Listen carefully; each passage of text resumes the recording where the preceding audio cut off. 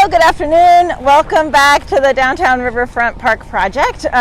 We're really excited to be back here. A ton has happened since last time, and so we're excited to share with you the progress on this incredible project. So I'm Emily Proudfoot. I'm the project manager for the Downtown Riverfront Park project, and I'm with Alyssa Gavette today, who will be fielding questions and filming and following me around as we chat.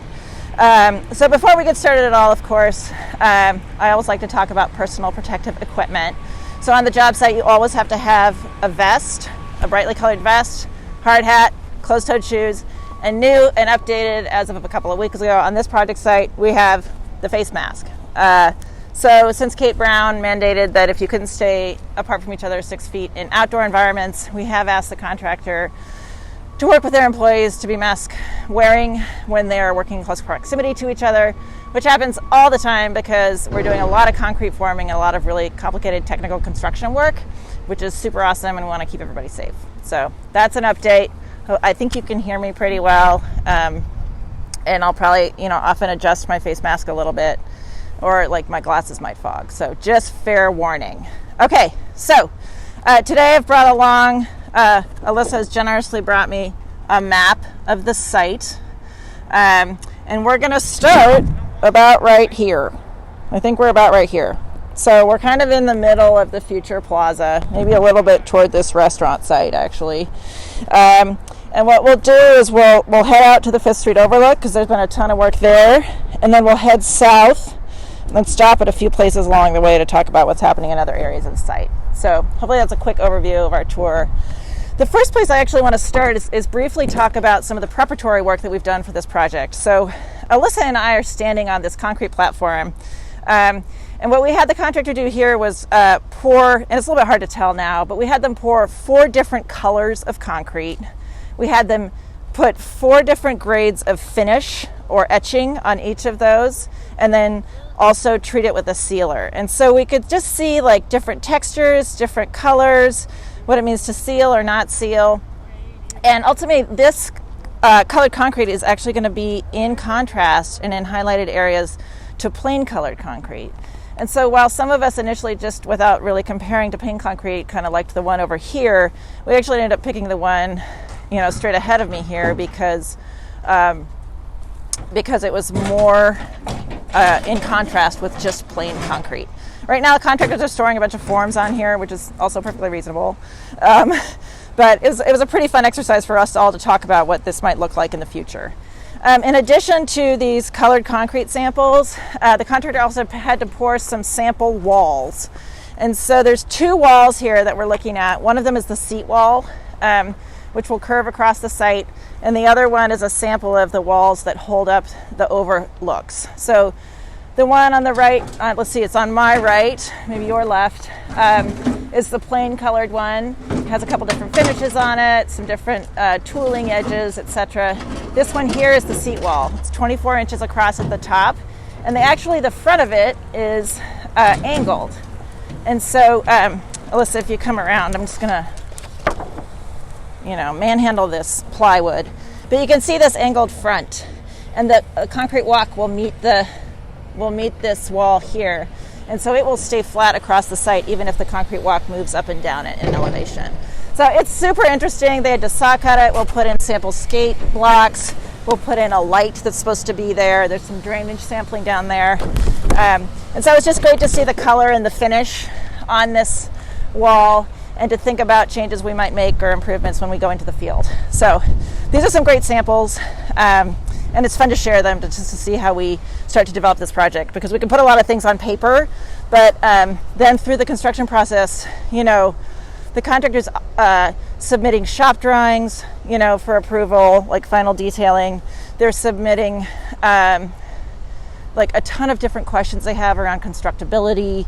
It's a constant conversation all the way through the project, given the level of technicality and complexity with it. And those are really fun conversations, actually. It means that the contractor is really thinking carefully about the work that we're doing and how to make it just right and really meet the design intent of the work. So that's really great. Kudos to Brown Contracting. Adam Hughes is our project manager there, and they've just been doing a stellar job. So let's head out to the 5th Street Overlook and see what we can see. Should I answer some questions, Alyssa? Yeah, can you talk about the trees along the bank and whether they will be retained? Yes, so there's been a question that came into us about whether or not we'll be keeping the trees along the bank. And so that's a yes and no question. So in the areas where we're really creating view corridors, which is in our code for this project, we've taken away quite a few trees to create these broad views up and down the river. As we walk over here, you'll see that. In many of the other areas, we've kept the trees, but we'll probably prune them for their own tree health, and then to create some more of those filtered views. And then again, further down, we've taken out some other trees. So we've taken trees carefully and strategically, and with habitat in mind, of course, as well. There's a lot of beautiful trees that shade the river and create fish habitat and all the other things. So it's a really nice balance. Again, we're not really removing vegetation below the ordinary high water line to the greatest degree possible. So there'll still be vegetation along that line between where we are up here and the river. So here we are now at the future 5th Street Overlook. This wall was not here before. I think the last time we were here, we were just excavating for this wall. Down in that corner, in the far north corner there, that's about a 15-foot high wall. And from the top of the wall, the overlook will extend another 6 to 8 feet over the river. And so you'll really feel like you're kind of floating above the river, and you'll be able to see these views up and down the river as it bends north in this location. So again, on the trees, we've saved as many as possible, but also created beautiful viewing opportunities, because that's really what this project is about, is bringing people to the river and for them to really be able to see it.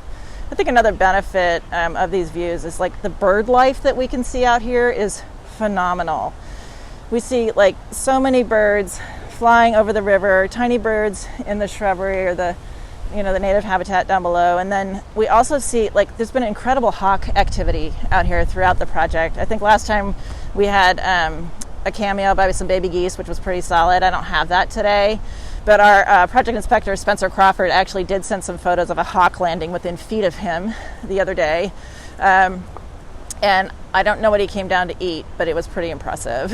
So there's very regular bird of prey activity out here. I think we also had a question about whether or not we'd be building osprey, nesting areas here. And that is not the plan right now. I think we have a very healthy osprey population out on the river. And so we don't have a plan for that right now, but that's certainly something we could consider in the future if we felt like that was an important, activity or, viewing opportunity or something for the public on this site. So, shall we move along? So now we're heading south along the riverbank. I think we'll make a quick little left here so you can just kind of get a sense of the structure that's been built here on the riverfront. It's pretty remarkable. I'm not sure that Parks has ever built a wall this high. I'm not sure Public Works has built a wall this high unless we were building a bridge or something. But I think as you look to the outside of this wall, you can see how it curves, and that is really beautiful. It curves very evenly. There's no blips in it. It's beautifully finished. And this is, reflective of the sample wall that we saw earlier. So, and then where you see the rebar, I don't know if you can zoom in, Alyssa, but where you see the rebar sticking out toward the river to my right, and that would be to the viewer's right as well, that's where the platform will extend. But then beyond that, there will just be, the platform will end at this wall edge, but then continue on behind me. And so it might be kind of hard to see, but from my vantage point, there's a series of stakes with little orange flags that bend out over the riprap over there. So this lower pedestrian path and deck walk will extend out toward the tower, and that's where the big deck will be, and also some of our shade structures. So this is a pretty great vantage point. It's also, we're standing right over the pipe that drops water from the mill race into the river, and so we had to make a stormwater connection to that pipe, which was extraordinary. It's a 52-inch pipe. All of our stormwater will be treated before entering that pipe on the project site. It'll be beautiful, but that was a very technical. We had to connect to that pipe, and it was a very technical connection that we had to make. So again, it was kind of an adventurous moment on the job site. So now we'll head up. We'll head a little further south. Any other questions I can answer, Alyssa, while we're... Well, someone wanted to know about the bike path and where... Oh, right. Where that's going. Let's go stand on the future bike path. So right now the bike path is basically the haul road for the project. So when they built this haul road, when they built the haul road, they made it to be as much like the base of the future path as possible. And actually this haul road, sorry, I'm walking us to and fro, but is pretty much where all this gravel is, that goes past the tower there. But if you look just to the right of the tower, you'll see a line of a bank of electrical lines, and as we walk south, you'll see some light poles, bases that have been poured, and that is the outside edge of the bike path. So the bike path will come on site, it will bend around the outside of the tower, it'll be the furthest away, probably where I'm standing now, from the river, and then it'll bend back toward the eWeb South headquarters there and reconnect, and again, just run down into the eWeb Plaza where the little fountain is. I think that's a nice project update or a little segue there, is that we'll be able to, initially we were thinking we'd have to close the plaza this summer for construction work, and actually we're going to be able to keep it open, which I'm really happy about, because there is no recreational swim in our pools this summer, and it's such a lovely public asset. It's free, and people can come and splash around a little bit and cool off. So we'll be able to keep that open all summer, and the most invasive work we'll be doing there is just changing out light fixtures and furniture. So it should be pretty great. People can still come down and look at the river and play. So let's keep walking.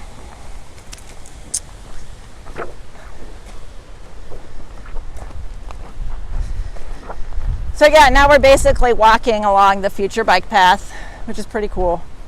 Watch your step. Maybe a quick stop here. This is a sanitary line.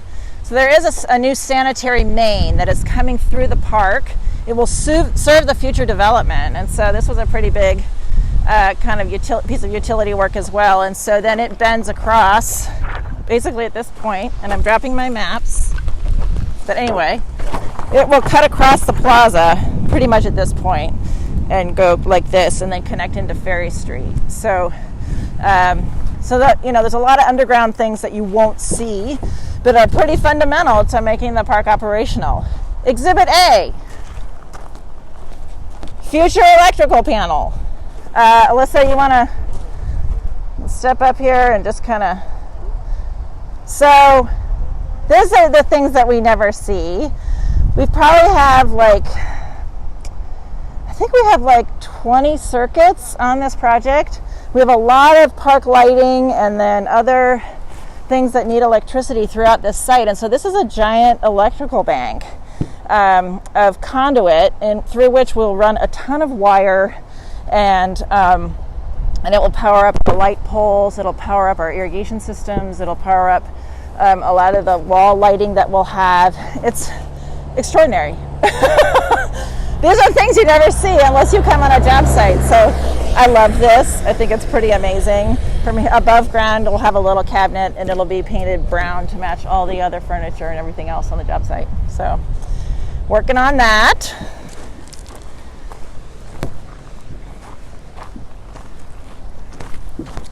Mark is very complimentary of you walking, talking, and breathing in the mask.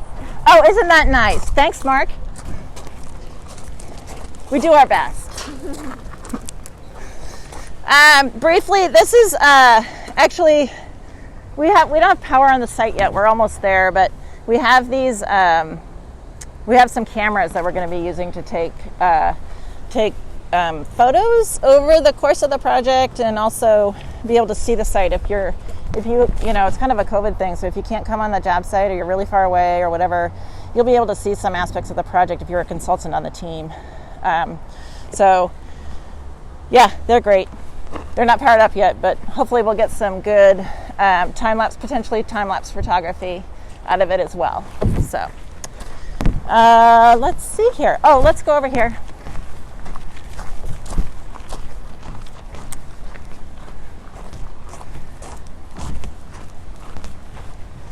So this is basically, there are two short roads that come in, and this is the center one. And there is pedestrian access from each of those streets within the development. And so this is where we will have a drinking fountain and some bike parking, but also we'll have a new restroom here. So you can see that little green sanitary stub sticking up over there with the orange stakes around it. And we'll be installing a Portland Blue. So it's a single stall restroom. It's unisex. And it's a really great restroom from an urban design standpoint. It's pretty sort of self-operational. Got a little bit of storage in the back to be able to clean that out and do all those things. But I think given how narrow this site was and how much activity that we were trying to pack into it, it did make a ton of sense to build a big stick-built restroom, for a full-service one. So I'm excited that we're able to offer this restroom, and it's built to be very robust and stand up pretty well in these urban environments. And so I feel like it was the right choice for this site to kind of tuck it in here. I think we'll have one in the future plaza as well, but I think for now, I'm really happy that we have restroom service at the site, and of course that's critical for any of our park sites. But this one's a little unique. We haven't done a Portland Blue before, and so I'm excited to try it out on this site. I think it'll be very successful. So let's keep going. So again, we're walking on, let me just stop here for a second, Alyssa. We're walking on this main bike path, right? And we're heading south, and here's the tower. So we're standing like right here, okay? And in the meantime, down below the tower, and we'll look back at this as we get further south, there's this pedestrian walk, right? And so just immediately toward the river of the tower, we'll have a big deck landing here and one of our shade structures. And so these views of the river are going to be really apparent. And I think this is another moment to talk about the trees a little bit. As we are finishing the project, we'll have urban forestry come out and do some tree pruning and thinning. And so we'll have some really beautiful filtered views and healthier trees. So that's the plan. Any other questions, Alyssa? Okay, awesome. So we're heading south. I think this is probably a good time as well to mention that we actually have 3 construction projects on this redevelopment site right now. So obviously this park construction project, which has started first. The second project on this site is that eWeb is extending their 42-inch water main, which is under pressure, to the southern half of the site and south to the U of O property. So that line currently comes up here and bends north near the railroad tracks. eWeb is going to extend that line south all the way this way between the steam plant and the substation and further south to the U of O property. They are also crossing it under the railroad with a very large bore pit at 8th Avenue down here. I think that's right. No, it's here. I apologize. They're crossing the railroad here. And so they had this ginormous bore pit and huge sleeve they put through. So that's all happening, and it'll probably intersect with the park most closely at the very south end down here, because they're going to thread that pipe right here. And then the second project that's happening is that all of the infrastructure, so the streets and all the stormwater, the sanitary pipes, the electricity, everything you need to build new buildings and fully service them with utilities, and then streets and sidewalks are going in as well as stormwater planters. So right now, the contractor for the streets project is working pretty extensively right in here around the plaza. And in that process, they discovered a huge fuel tank and a bunch of fuel lines. So we're pretty sure that in days of yore, eWeb had a fleet fueling station about right here. And so we're still in the process. It was filled with concrete. We're still in the process of determining whether or not the DEQ wants us to take that off the plaza property or not. But for now, it's just going to stay. But, this is a 100-year-old site. And so sometimes you can poke a million holes in it and not know that things are still there. And so that's been a project for this, what we call the infrastructure project for the streets. So lots of excitement, lots of dirt being moved around, and a lot of pipe being put in the ground. So those are the 3 projects that are happening simultaneously on that site and requires quite a bit of coordination. The 4th project that will happen will be the railroad quiet zone, and that will happen at the intersections of basically Hilliard and Highway 99 here, and then at 5th and High, which is actually over there. Okay, let's keep walking.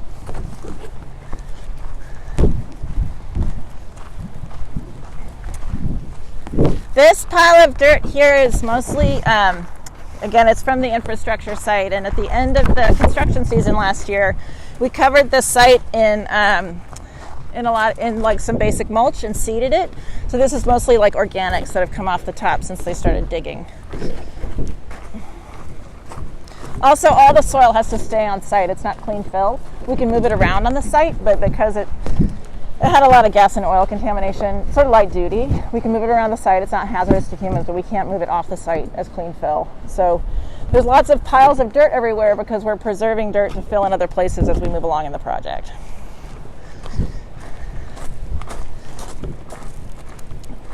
Now we're going to go down to the South Overlook where they're forming up walls. This is a smaller overlook, and they've built some piers and they've built some tie-together walls down in this hole. So we'll stand back here. So if you look at the wood, those are the forms for the walls that will support an overlook walk that will come 6 to 8 feet beyond that outside wall. So again, this view of the river is phenomenal upriver. You can see up to the Dave Frohnmeyer Bridge there. And when you reach out and over, you'll be able to see downstream a little bit as well. If we go to this, let's be sneaky, Alyssa. Let's sneak in here. We're gonna get sneaky. We're gonna be annoying. Watch your step.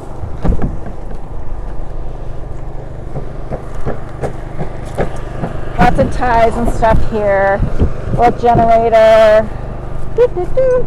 Okay, so this is a very steep overlook, and so they're working in pity tri-quarters, lots of masks on faces, which is fabulous. And then you can see that they're supporting that wall off the back side, so when we pour heavy concrete into the wall, it doesn't bulge out. So this will be the inside wall, and then where those rebar sticks are coming up, they will be inside. So they're going to build a rebar grid within that wall, tie everything all together, put another form to face the first one, fill it full of concrete, and they'll get a wall like we have at the 5th Street Overlook. So this will also be the place where we have the interpretive piece, the energy interpretive piece. So it'll be a piece that interprets the steam plant, and it includes light and mist. So it really, talks about power and steam and all the things that UWeb provided for the city off of this site for decades. So, all right, let's back out. Beep, beep. Oh no, I'm not a truck. I'm not a backhoe. Okay, I am a little tangled. Hold on. All right, let's go back behind this truck, Alyssa.